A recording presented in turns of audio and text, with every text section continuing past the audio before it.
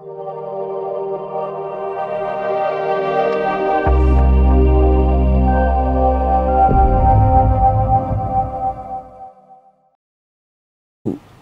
time when I've grown up or grown now the way I am was always about communication, connection, observing people, watching them, watching their talent. And I think even that in today's world can be terminalized, or as we can say, as called creative communication. Yes. So when I started, it was purely about being well dressed, and I was a convent breed. So anyone from a convent school would know that it was mannerisms, dress sense, vocabulary, presentation was the priority. Education was a must. So we're talking about the convent schools in specific of India. Yeah. And in context of that, just to clarify with yourselves, you've come from India, and in specific Delhi, is that correct? Correct. And then you've taken a journey into England and you've dominated the airwaves. That's the bottom line. So the reality is that your creativity is unchallenged. I will say that honestly from my heart. I had the good fortune of actually, sincerely, I could not believe it when I was actually invited to be a fellow judge at an event that Mani was actually not only sponsoring, but she was also headlining as well. So that was when we got to meet each other a few years ago. So a question to yourself. If I was to say, first things first, I'm really, really humbled that you've opened up so quickly with your conversation around your journey within your life. We'll come to the context of Khoobsurat and your brand very shortly, but I just want to delve into who's Mani Kohli. I mean, everybody has challenges, but you have just obliterated that feeling from the outside, from we can see. And I just want to just help some of our listeners who may be thinking today, who may have, if I could use such a word, have understood that they may have gone through a divorce themselves. Sure. And maybe their world is currently shattered. Sure. So this is about the empowerment hour. Please. Sukhi, as I mentioned to you, default. That's where I am actually, because in education, I was mastering economics. And my father was very keen, being very intelligent and prefect and all the good grounding, good school offers. I was going into Indian administrative service. Now, if you know anything about Indian... A little. Anything about Indian kind of career modes, that would have been the cream. Wow. But there I was, met this guy who swept me off my feet, brought me to this country. And as I said, at the age of 18, started a life which I don't think was as promising as it looked at that time. I don't say it was more about Khoobsurat, as I said, was only because I had that inner talent in me, which I actually exploited more than anything else. Yes. And that came out of need. Yes. And the need arose because I was put into the deep end and I had to rise out of it. And being a very self-respecting and well-brought-up child, I thought at the time, I didn't want to turn to anyone and ask for help, especially not my family, whom I thought I had to prove myself before I come face to face with them and meet them in the eyes and say I am somebody or I need any kind of help at all.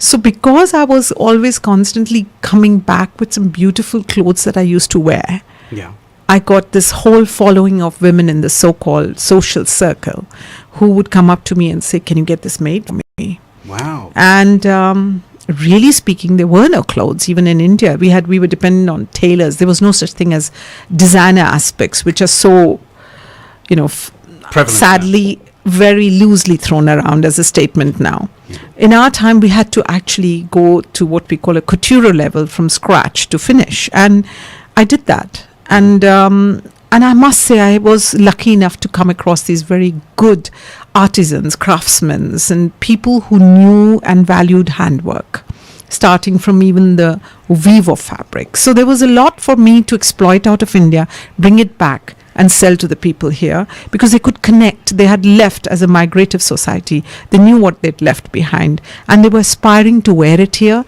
and wear it well. The only difference was that I wrapped it and presented it in a very English manner. I brought in very soft colors. I brought in rose pinks and grays and hues of blues, which were probably not prevalent in India because we are known for our reds and oranges and fuchsias. Yes, that's right. Yeah. So for me, it was more about merging with where we are, but at the same time standing out for who we are. So my empowerment started then. in my Wow. dress sense. Wow. That I had to be who I am, I must represent well. And being a very proud Indian, I think I managed that initial start and kickstart thanks to a following very well. So it all started with coffee sessions where I would take my wares and open the boot of my car and present what I had, which was a collection of 10, 15 garments. And I was lucky enough that those 10, 15 sold. Wow. And of course, at the same time, I had this very sad story in my own home where I was not appreciated for who I was because my husband didn't like to see the success I was probably bringing in with me from who I was. So can I just, sorry to interject there Sure. a bit. Was that at a time when you were actually kind of married during that time frame? Was it? I married and came to this country. So I was just 19 when I had my daughter here. Yeah. And no family, no friends. So, wow. Do you know what? I'm not sure if anybody's listening who's had a very similar journey, but this is the Empowerment Hour with myself, Sukhi, and I'm trying to bring individuals, as you can see, who are tremendously powerful individuals who have got themselves up and above and over adversities and challenges they had in their life. So a question again, Maniji, if I can just share. Just to clarify, you got married, you came to a foreign country. Yeah. The language wasn't the barrier at all. But No, the English was not a No, problem at all. Not at all. But the culture was, because it was a different environment, yes? Oh, definitely. I mean, you're looking at a very comfort zone in India, very protected society.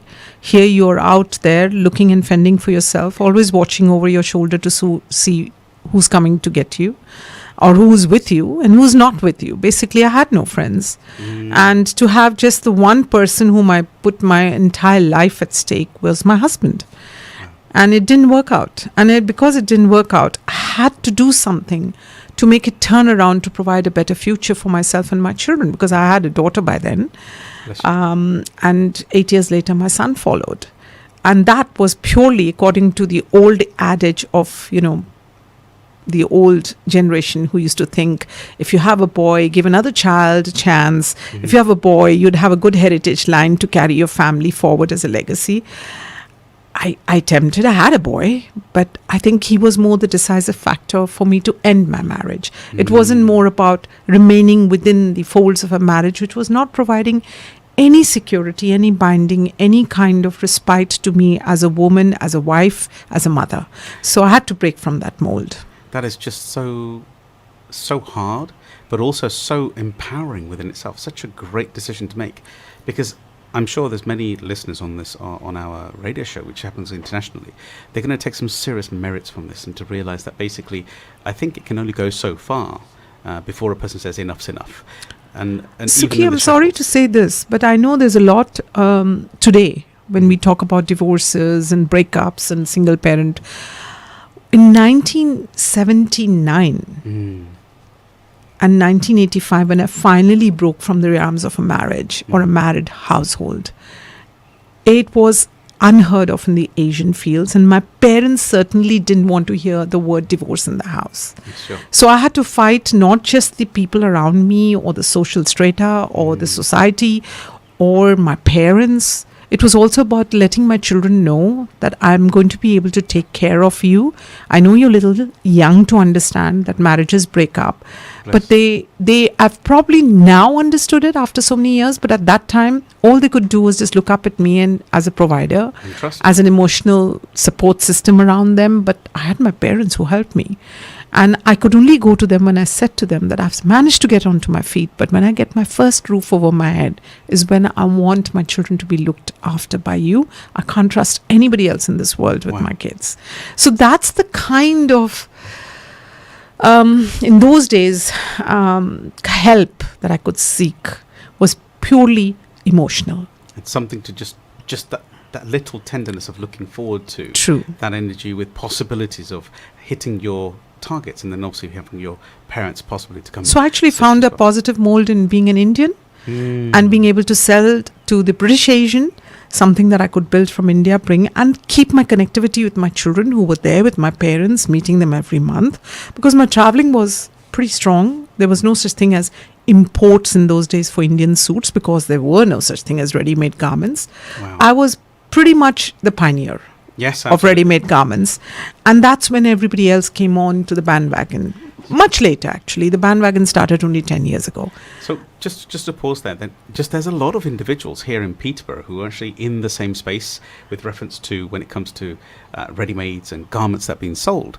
I'm not sure a lot of people actually knew here in Peterborough. Actually, my parents, my father and my mum, were very, very prevalent within the Peterborough area selling garments as well. They didn't do ready-made. They did all the fabrics. The loose, the fabrics and stuff. So that was actually the first business that my parents set up in 67, Wow. 68. Wow. So I'm just going to touch on a few things because I heard some beautiful, beautiful nuggets there. Firstly, I want to thank you personally from myself and from our viewers who are listening for being so open and so honest with the way things are with how they were, basically. Not how they are now, how they were.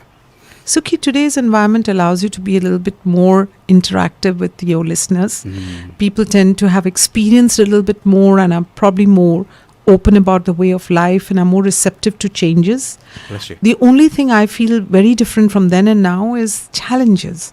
Challenges are not met head on with a bit of responsibility, unfortunately. I see challenges being there in life. People think even going out and working is a challenge, which to me is not. It's not, yes. Absolutely. To me, it's more about creating your identity at work, which is a challenge, being able to hold yourself upright, strong, and being able to motivate others.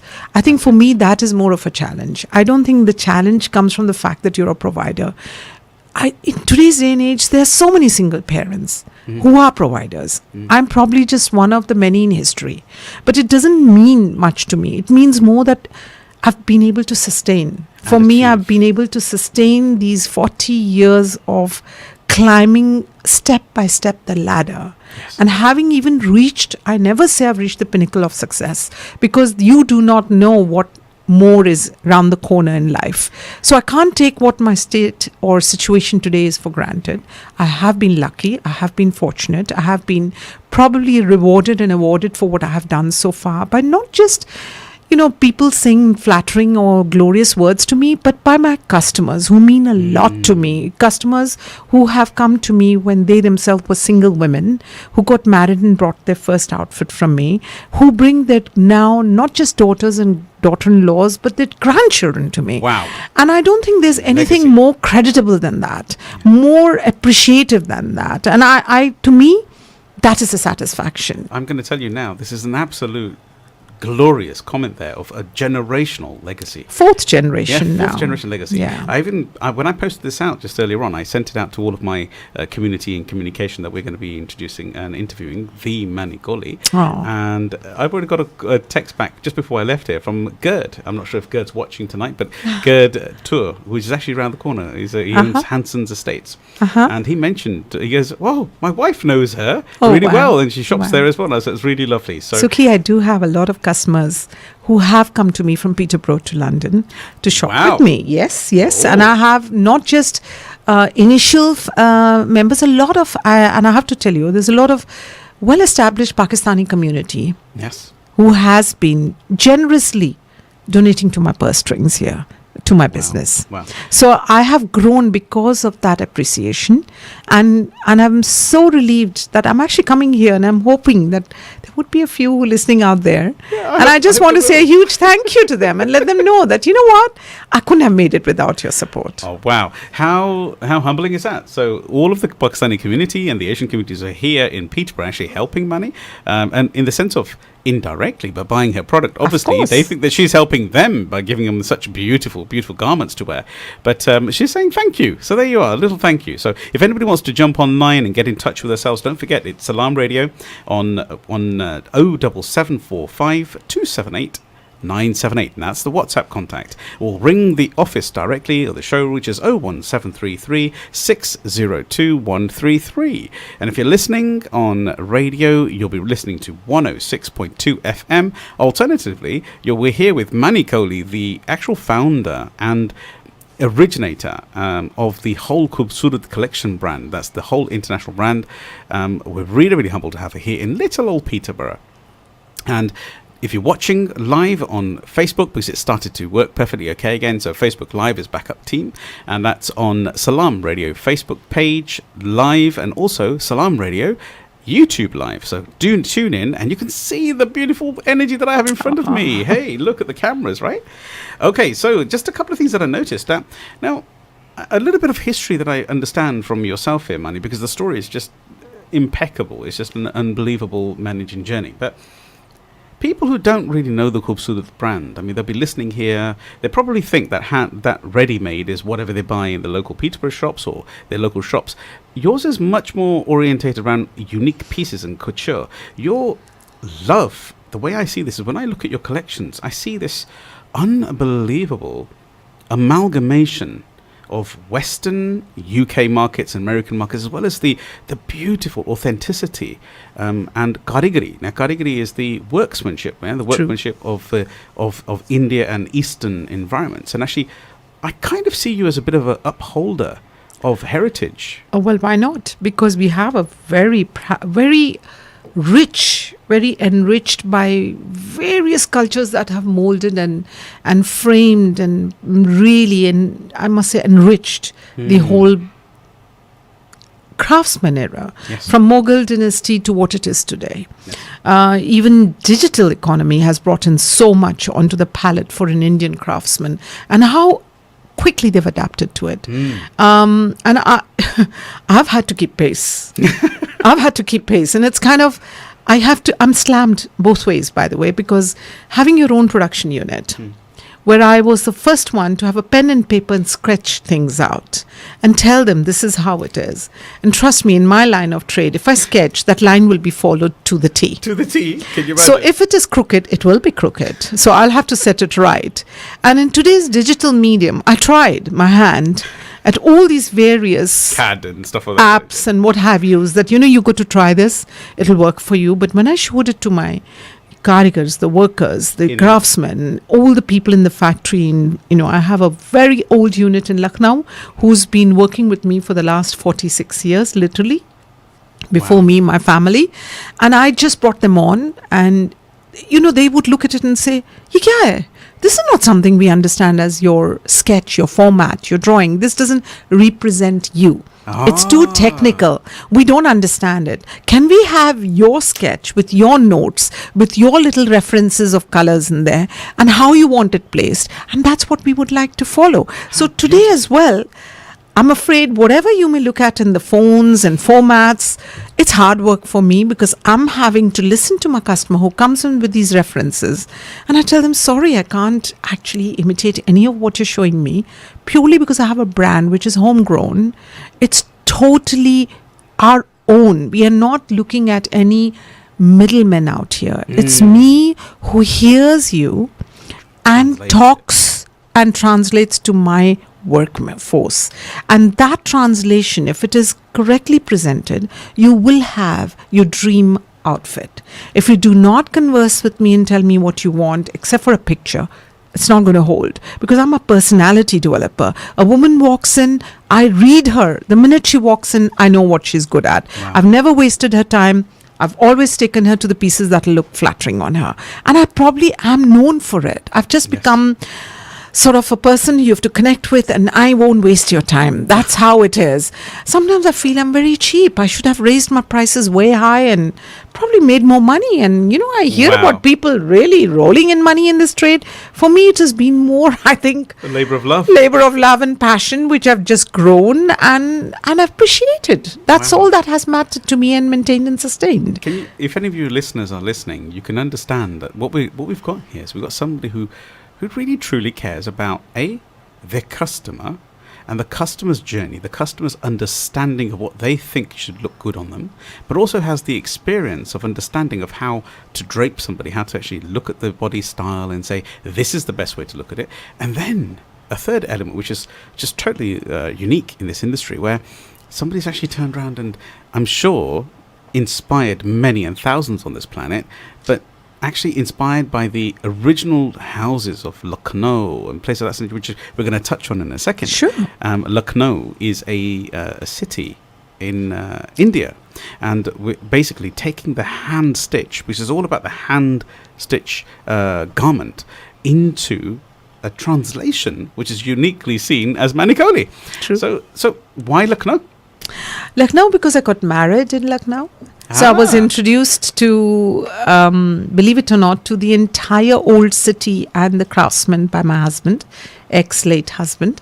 And I was enamored by what I saw. I was like a hungry, gasping young girl who could only absorb.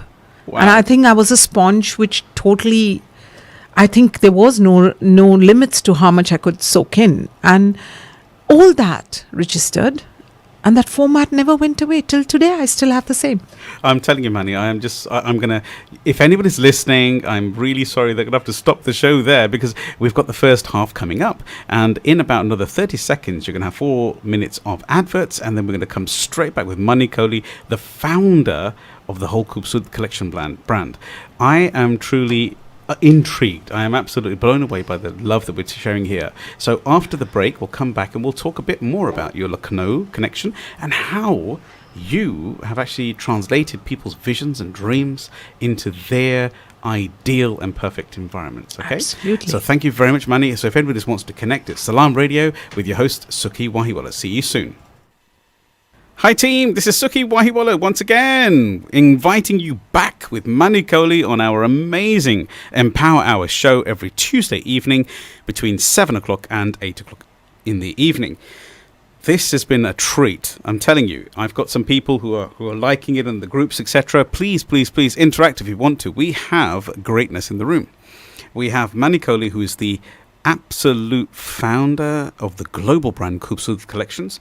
Now we're going to touch and delve just a little bit more into this conversation, but if you'd like to get involved with WhatsApp, please text 07745 278 978. Alternatively, feel free to call the studio directly on 01733 602 133. So, Maniji, welcome back. Hello again. Yeah, we have you. So we had an amazing conversation earlier on, and if you haven't listened to the first half, please do rewind and make an effort to actually listen to it because it's just been brilliant. Second thing, just so that we can put a pre-frame in place for everybody who's listening today, that at 7:40 approximately, we will be stopping for a 4-minute azan because obviously the time frames are in that time frame. And then we'll come straight back for the latter half of the 10 minutes before we stop at around 9:56. So just letting all the viewers listening know. Please interact. It's Mani Kohli in the house, everybody. Now, just for a question, a few things that I've noticed on there. Now, I don't think the audience may know who we've actually got in the room today. So the reality is that your store itself, current store right now, because obviously you downsized a little bit just due to the fact that you wanted to change your lifestyle. Where is it right now? Well, now I'm in South Woodford in London. South Woodford, yeah. Yes, and I was 30 years in Green Street, 10 years in Ealing Road. I had the very first shop opened in Great West Road, which was only for about 6 months. And then the split happened with my husband and I branched on my own. So my flagship store out of East London has been the one which has given me the most energy and receptiveness. Oh, lovely. More because the customer was very much not just one background. So I had the Mauritians, I had the, of course, the Pakistanis and the Indians, the Gujaratis, the Malawians. We had people from South Africa, from America, from Canada. So they gave me the incentive and push to leave the coffee sessions behind and start with, I did the first very beautiful choreographed show by Nina Wadia at the Wembley Conference Centre. And I had Dimple Kapadia who represented me then.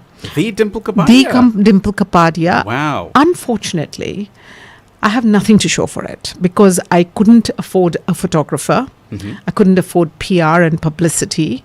It was the first time such shows were being put together because there was no professionalism in this whole theme and scheme of Asian fashion.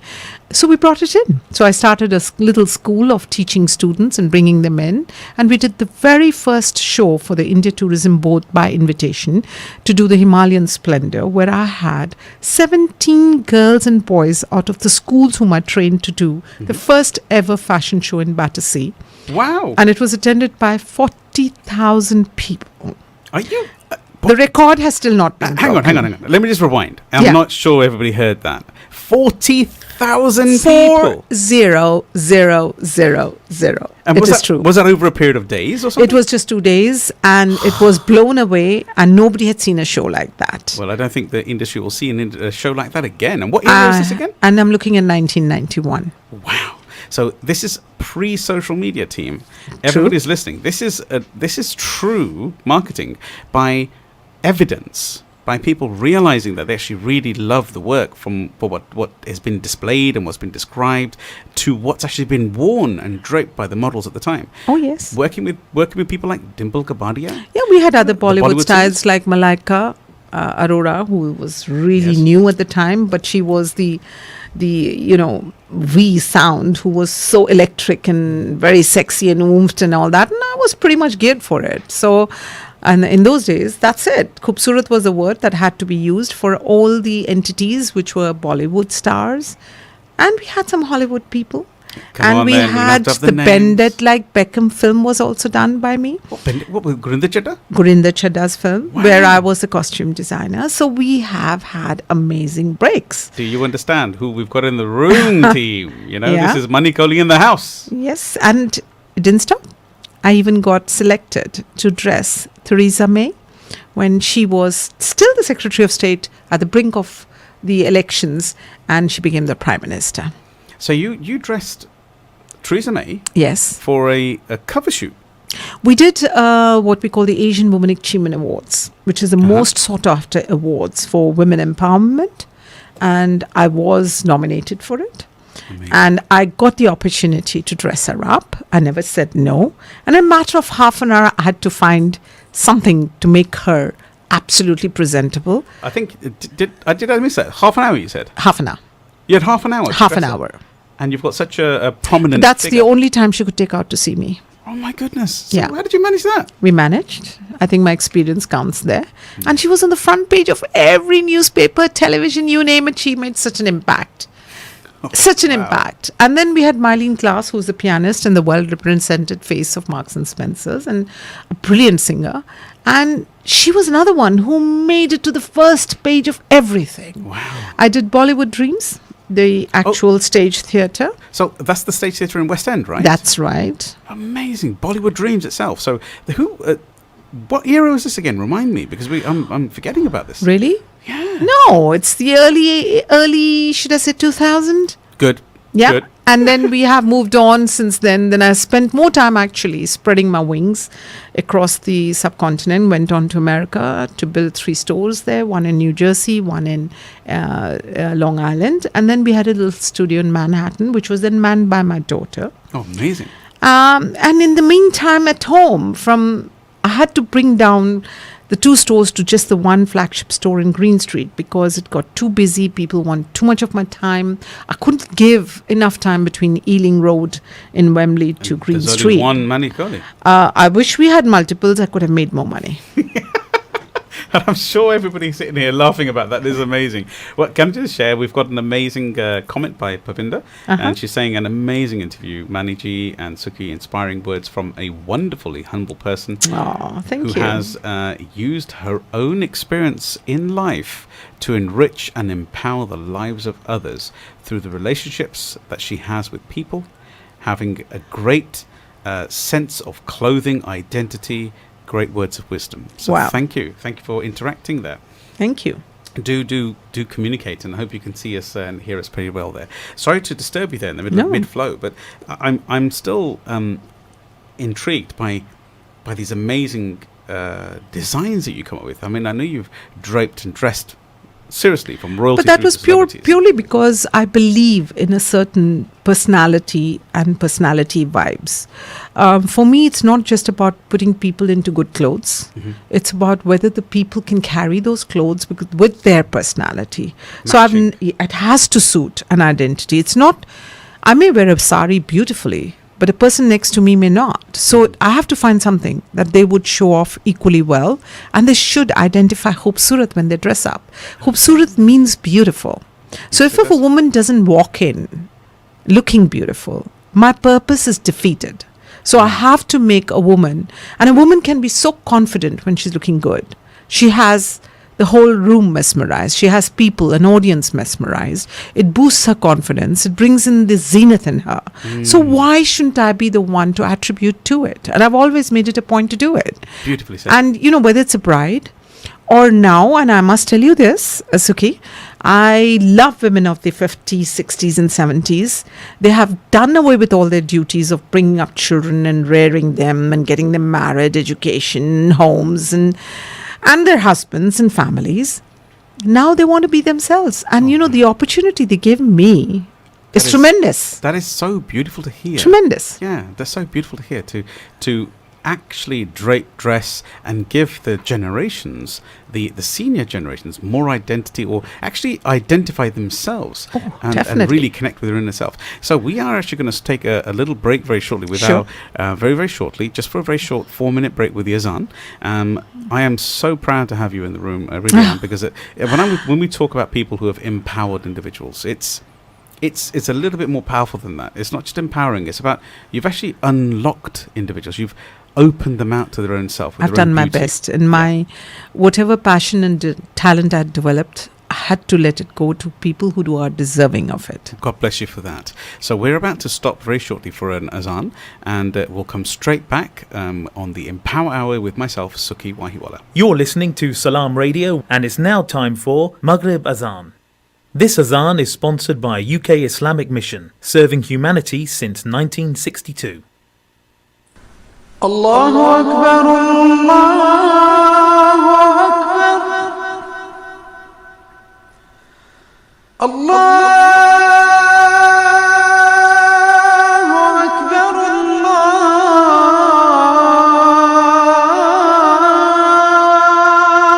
Akbar. Ashhadu an la ilaha illallah.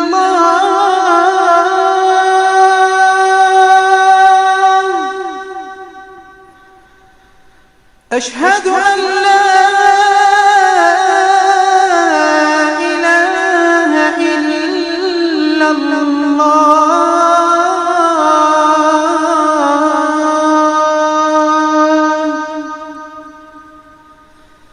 أشهد أن محمدًا رسول الله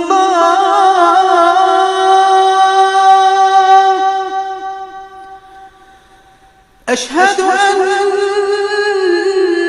محمدًا رسول الله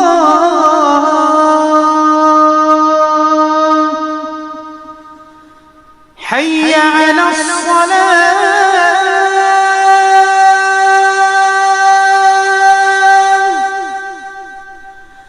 حي على الصلاة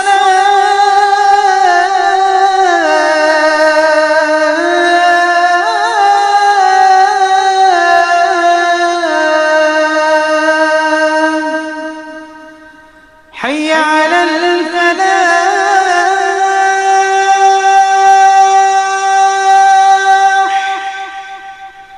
حي على الفلاح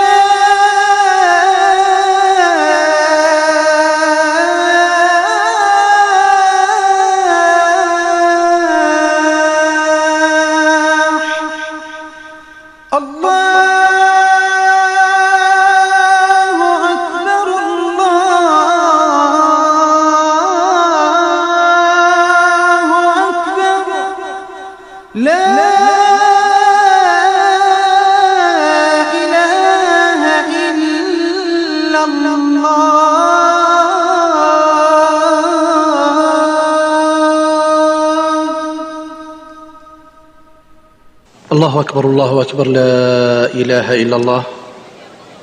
اللهم صل على محمد وعلى آل محمد كما صليت على إبراهيم وعلى آل إبراهيم وبارك على محمد وعلى آل محمد كما باركت على إبراهيم وعلى آل إبراهيم في العالمين إنك حميد مجيد. اللهم رب هذه الدعوة التامة والصلاة القائمة آت محمدا الوسيلة والفضيلة وابعثه مقاما محمودا الذي وعدته. اللهم آتنا في الدنيا حسنة وفي الآخرة حسنة وقنا عذاب النار. اللهم بك نحيا وبك نموت وإليك المصير. رضينا بالله ربا وبالإسلام دينا وبمحمد صلى الله عليه وسلم نبيا ورسولا. Peace be upon you. I start in the name of the Most High. The most Broadcasting 24 hours a day, 365 days a year. This is Salaam Radio. Welcome back, everybody. Thank you for sticking with us a little bit there. This is the Salaam Radio Empower Hour show with myself, your host, Sukhi Wahiwala, and our amazing guest today, Mani Kohli, the actual founder and director and inspirer, creator of the whole Khoobsurat brand. Now, just to clarify something, Mani, your spelling of Khoobsurat as a collection brand is a little different to what the modern English explanation of how we usually speak. Because in English, they spell it differently, and you've taken what we classify the Lucknow, Urdu, and Hindi version of the conversation. Please do spell it. So it is basically Khoob, which is KHUBSOORAT collection by Mani Kohli. Got it. So Khoobsurat meaning with the sound. Khoob, matlab bahut khoob. Yeah, meaning beautiful. Beautiful. Yeah, so beautiful. So Khoob, just to respell it again, just so everybody's listening, is KHUBSOORAT collection. Wow. So if somebody wants to get in hold of yourself, because I'm not sure about you realizing that you're how inspiring you are as a person, not only just to the feminine women energy, but also the sheer class that you bring to the table. So how would somebody get hold of you? Well, basically, I have a boutique, which is on 129 High Road, South Woodford, which is London, 0208 475 0037. We have a website, which is www.khoobsuratcollection.com. We have a Facebook page called Khoobsurat Collection. Wow. We have Instagram, which is at Khoobsurat Collection. Wow. So we have very much reached out every digital format. So everybody out there, if you want to get hold of Mani, please don't hold yourself back. But I've got a question for yourself.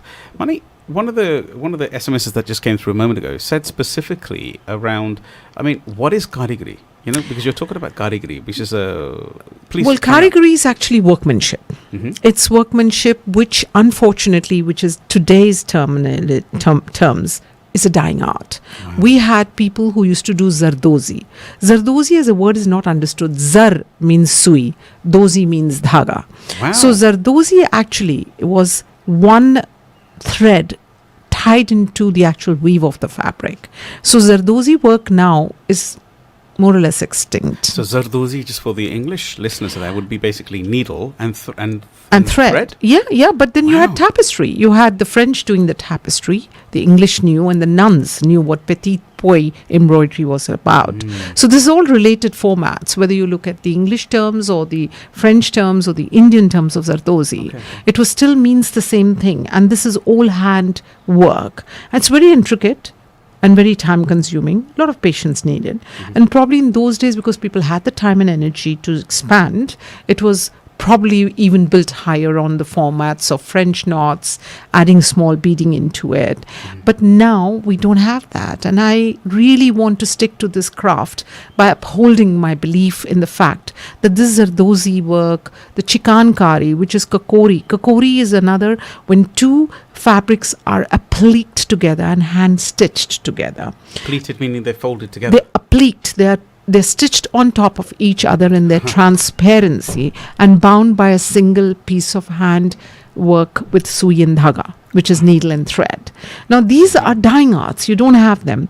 Not many appreciators left because nobody's taught them. So I don't blame the new generation. They don't know what they're missing out on. They're only seeing what is digitally approved. What they haven't seen is the hand format, the human touch and labor and the work of labor and art that goes into making some of the old pieces, which they go to museums and appreciate. But I still am very proud that I do have pieces like that. I still make pieces like that. So in your collection, you're actually using the same old art, and I you actually still hold have them in England, so you can go into the shop and see it. You can see it. I do have pieces like that. Unfortunately, commercially, they are not viable. So I do still carry pieces which are, I call art format, but they are not profiteering businesses. So how could I mean, I have to ask you a question because my brain's intrigued by this. I mean, what exactly do you? How would you pay for something like that? You know, what would Well, the you structure don't. be? And in my case, I've actually, when I started this business and I'd had a very rough footing in life, I had made it a point because I didn't have a home to stay in. I made it a point that my karigars, I would give them their very first home. So charity begins at home. Oh wow! And I lent the first lot of money whenever I made it, in whichever profit it came, I gave it to my karigars, my workforce. Go out there, whether it was tailors or the embroiderers, go out there, make your first home. Then I actually brought in the first child to educate. So that was where my charity lied. I had to be with the families who made me. It wasn't about spreading it, giving it to somebody anonymous. No, I did it with the people who built me today. So that's where all the goodwill has gone.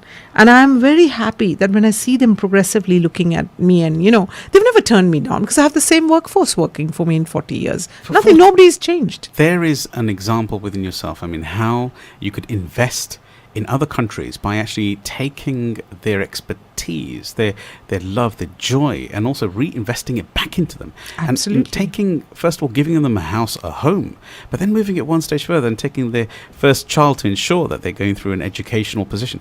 This is truly, truly amazing. So thank you very much. Sukhi, I have to say it's very contradictory when you educate your own workforce, which is meant to be talented. They don't like to sit on the framework and do any handwork. That's true. So the parents have actually told me after so many years that I don't know if it was such a good thing. You've killed the bloodline. I killed the bloodline. I Oh, killed their no. art. And on hindsight, I don't know whether I should be feeling good or bad about it, but it doesn't matter. But I would say that the intention is the key. Yeah. Whenever you intend to help somebody, that intention never gets left empty. The vessel always fills with love and communication. So I'm sure at some stage, whether their children or they themselves decide one day that they could actually return to this. Sukhi, my amazing pool of children knowledge. I was going to ask you, more importantly, I mean, look, I have to be honest truth with yourself. Look, you are a one-off. Does that make sense? In a beautiful way. You're a very bespoke, tailored individual. Okay. You're an amazing person. Okay. So doing help for other people, helping the internal charity, but by hand. This is very inspiring. I'm going to ask a simple question here. Everything revolves around Manigoli. So there is an element that has to be digested, translated, and endowed by your hand over to the relevant people. So, Mani, we all think about legacy. We think about where we're going to be, how are we going to sustain this legacy? For example, in Lucknow, you're assisting hold that legacy, you're helping them build a house, etc. You're investing back in that community to find all these old techniques and arts and sustaining them. That's their legacy, and that's the legacy of the country. But what about Manigoli? Well, in all honesty, I have to say that though my children are well educated and they started off by doing Master of Economics and what have yous in business studies, they have ultimately come home to roost in the fashion world. I think they have found that what they have learned from me, and by being in my business for the last 30 years, they've grown up with their eyes talking or seeing me actually just working with karigars and people and fabric. They got tuned. Their fine senses got so tuned that today I am so happy and I'm so proud of the fact that my son's launched his menswear and my daughter's launched her women's wear, and the takeoff has been to support the very community and industry that supported me to build who we are. So it's all intertwined. It's just not stopped with me. So let's the legacy continues. I mean, okay, so the legacy continues, but can you please give your, what are the brands that the children are running? Are they My the son Khubsurat or- has run it on his name, which is called Saran Kohli. Okay, so Saran Kohli, and he's totally into menswear. S-A-R-A-N. S-A-R-A-N. And So if any of the gents out there who are listening, if you can see me talking to you now, go and find Saran Kohli. I'm going to be attempting to bring him onto this show as well, so You I shall should. do my best. I'm sure he's my younger brother, and I'll grab hold of him, sure. My daughter has landed G Sin, which is short of Gitanjali Singh. Yeah. And she's got her own label, but which is more modern with a twist. And she has developed techniques from the basics to bring in something more modern and connected very well with the colors, the stream of the way I fabricated things. And so, how could anybody get hold of Sutton in the UK? Saran's in the UK, and he has a collection within my boutique. I do carry some of my daughter's Jisun collection in my boutique. In fact, I'll be doing a little launch again in summer with her. So, yes, they're both available. Both have their own websites and their own Instagram pages under their names, which is Saran Kohli and Jisun. Wow, amazing. So now a question to yourself. I mean, your daughter, where is she based then? India. In which city? She's in Delhi. In Delhi. She wrapped up her business in America where she was representing Khoobsurat, went to the grassroots, learnt the whole trade again, and has built another brand. Wow, that's so impressive because obviously not only did you set up yourself single-handedly, you know, you've been a single parent, which is what you said yourself, and you've come against all the adversities of the time, because at the time it was not really expected or supportive of being what we would call a divorced, a divaju, somebody who's left that particular point. You've nailed through this and more. Sukhi, it's not been a good journey. It's not been a good journey. I'll tell you why I say it's not a good journey. Because somewhere along I lost my personal self. And there are moments when I think back and I think I could have been a little selfish and had maybe a nest for myself. It never happened. Only because I was too married to my business. Too married to my responsibilities of bringing my children up. And this is what I want women and men of today to understand. That there's always a lot of silver lining to every cloud, I agree, but it all comes at a cost. You have to forsake something to gain something. And one should never be feeling that they've lost something out there. I feel I did only because when I look around at the women and the accessibility today, I feel I was born in the wrong generation, in the wrong time. But I must say something, you know, if it wasn't for forefathers like four parents like yourself and ladies of your nurture, they wouldn't have that today. Do you know, Mani, I am so sorry that we're running out of time again. We'll come again. I'll come again. I will. Well, that's an invitation that I'm going to take you up on. Okay, so we have been speaking to the Mani Kohli, the founder of Khoobsurat brand of collections from South Woodford High Street. Please connect and engage with her. This is Sukhi Wahiwala, who your host this evening every Tuesday on Salaam Radio on the Empower Hour show. Good night.